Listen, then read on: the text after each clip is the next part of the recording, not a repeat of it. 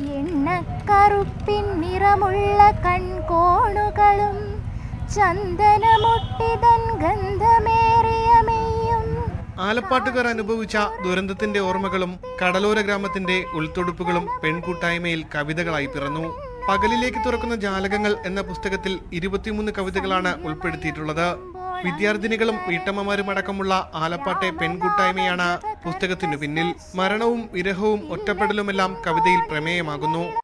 വാടിത്തളർന്ന ഒരു സന്ധ്യമയങ്ങുന്ന സമയത്ത് വിളറിയ പൂവായി കൊഴിഞ്ഞു പോകാം. ഇനിയാ നാളിനായി കാത്തിരിക്കാം സുന്ദരമാമൊരു നിദ്ര പോലെ.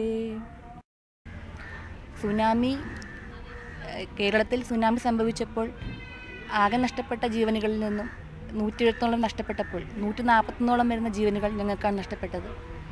അതിൽ നിന്നും ഞങ്ങൾ കരകയറി വരുന്നതേ ഉള്ളൂ. ആ ഒരു വേദന ഞങ്ങൾക്കൊരിക്കലും മറക്കാൻ പറ്റുന്നതല്ല.